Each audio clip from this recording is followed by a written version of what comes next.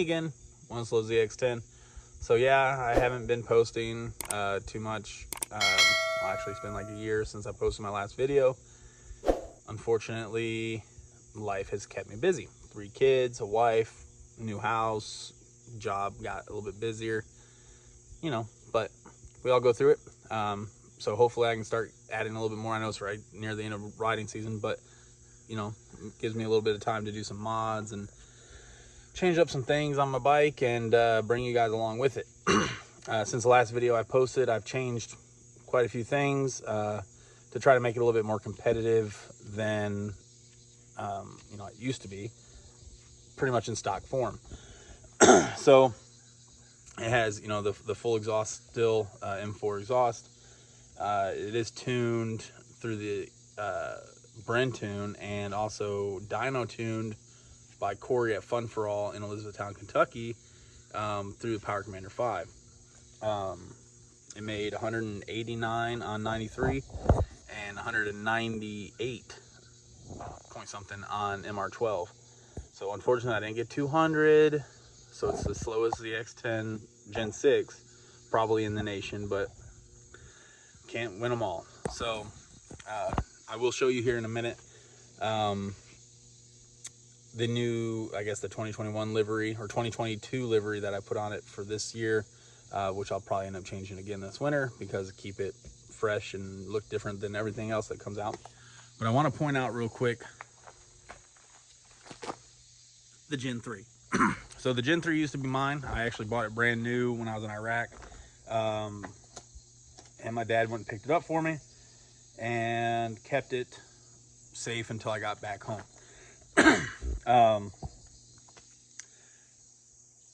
Bought it brand new, like I said, so it was all black at one point. Made decent power, full exhaust, air filter, stuff like that. The basic bolt-ons to be done. Went to put a 2mm overbore kit, some JE pistons, some Carrillo rods, and unfortunately life happened after I had it apart and wasn't able to complete the project. One of my buddies who's out of town on a business trip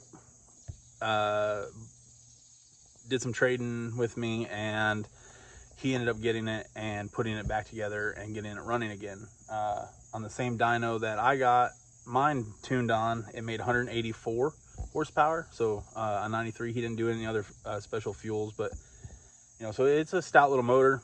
It is 14 years out of date compared to like the Gen 6 and all the new BMWs and so on, but you know, it's still pretty good. The reason I have it is to keep it safeguarded. Also,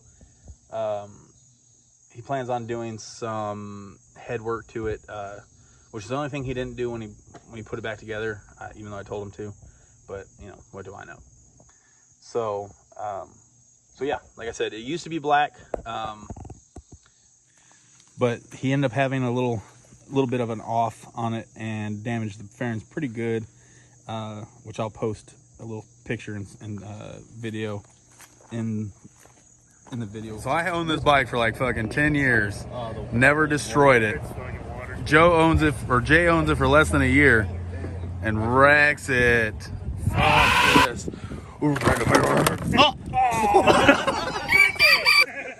So we went up with the 2021 KRT, 2022 KRT edition fairings scheme from NT Fairings, which actually I like. It turned out pretty decent. They fit pretty good.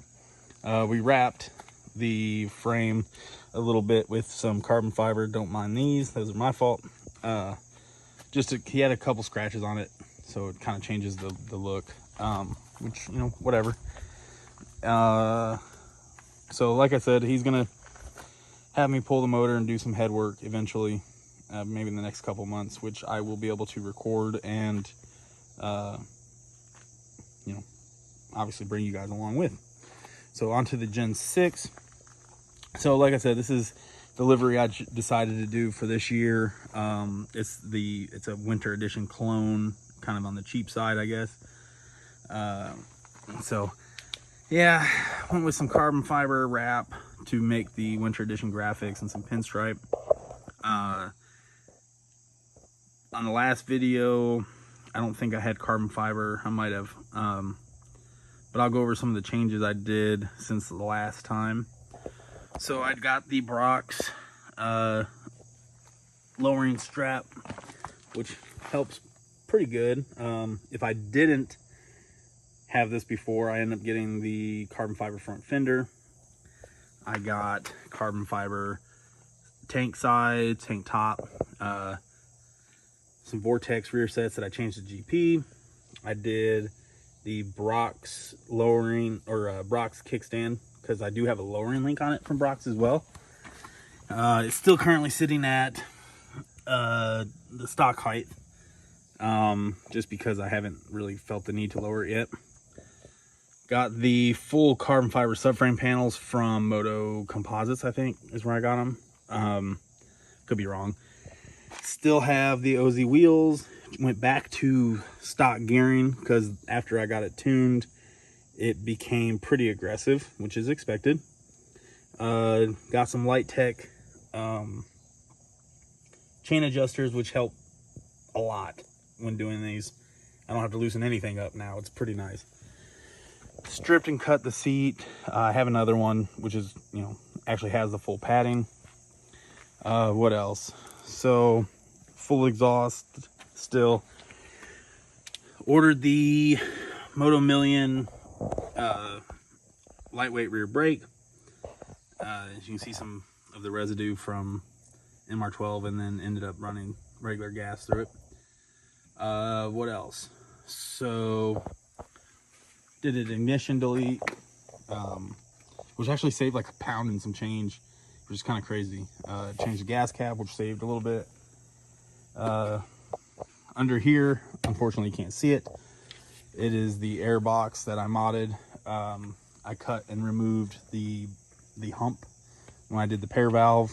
So I, you know, got rid of the hump and laid carbon fiber down and made a nice smooth transition into the velocity stacks. Also, there's some velocity stacks under there, some MPT stacks, you know, give a little bit of power upgrades, which I don't know if they did or not, but runs good. So like I said, that's the Gen 6 and the Gen 3 that will be a project for us, or for me. Gen 6 has the plans. This winter is I'm most likely going to degree the cams if I get time, and, you know, dealing with that Gen 3.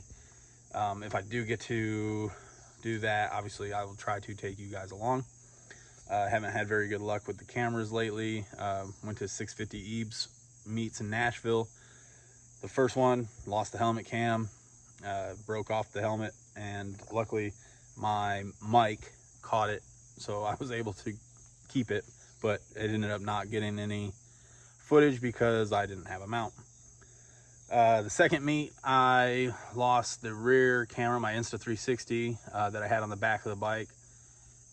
Ended up breaking that mount as well and lost it down the highway. Fortunately for me, one of the other riders there at the event stopped in the middle of the road and got it for me and saved me a few $100. So I definitely appreciate him for that. So maybe I'll get good luck one time or another and post. I'll post a couple of the little races I actually got on the camera slash that I've gotten since I recorded my last YouTube video. Also, what else? There's a lot. I should have took notes and you know, read them off and kind of let you know what was going on with me if you guys care, which I hope you do, you know, 'cause I'm a nice guy. To my 26 or 25 or whatever users or followers. So, oh yeah, another camera issue. So yeah, went out last weekend and raced a couple of local guys just for fun, and had the camera set in time lapse, so I lost that footage, and didn't have an SD card in my helmet cam, so didn't get any footage there. So apparently I'm just like a 90-year-old man in a 35-year-old body and don't know how to work technology. So that's a shame, but hopefully I can get something soon, at least before the weather breaks and we end up getting some crappy weather coming in. Other than that, so I'm not going to bore you guys too much. Like like I said, I'll put a couple of the races in and see what I can do. So I appreciate you guys still following, and hopefully I can make it a little bit more interesting and entertaining for you guys. I'll try to just, I don't care, I'll just go ride and do some vlogging or something, or yeah, vlogging, just to get some content for you guys. Or I'll just take something apart and put it back together and record it. So, all right, guys, well, I appreciate it, and ride safe if you ride. If not, watch out for bikers, and see you guys soon.